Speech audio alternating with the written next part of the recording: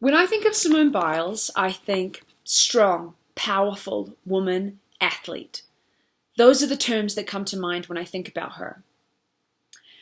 In relation to Nike, how can she fit with the core competencies that we have there? She's a top performer in her field. She's a common household name along the lines of Michael Phelps. I think of swimming. Michael Jordan, I think of basketball, pioneers in their sporting arenas. She embodies just do it because she did do it. She tapped into a market. She made gymnastics become one of those common household sports that you think and you talk about. You know, she is a winner, and Nike can capitalize on her winning smile, her winning finish, her winning athletic prowess, and her winning attitude. She is a champion, and she is what Nike is looking for. You know, in relation to marketing her, when you can actually make huge revenue in this area, is gymnastics is a hugely untapped market. This is because with gymnastics, as I said before, it's not necessarily a common sport that you think of. You might think of basketball, football, rugby, things like that that are international sports on a high level. Whereas in gymnastics, their leading brand that they use is called GK Elite. And I think Nike can definitely tap in and hone into this, where Nike can be a gymnastics brand that people actually want to buy, particularly if Simone is wearing your leotards that you create. Not only is she female, but she is also African American. And this is a huge commodity because there are only 6% of gymnasts are African American, let alone female and African American. So this gives the feeling to people and customers that she is rare.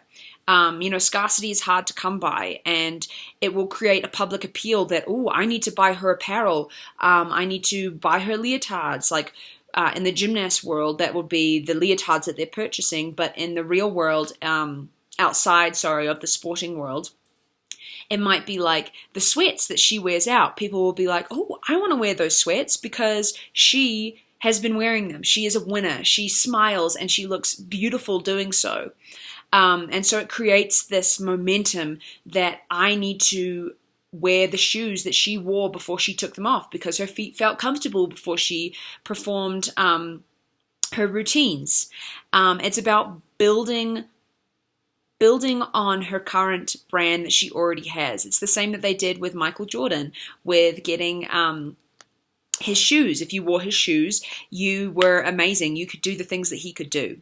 And in relation to that, like Biles doesn't have a tarnished brand. She doesn't. She's had some scandal with the Larry Nassar case, and her brother was recently looked at for current like homicides.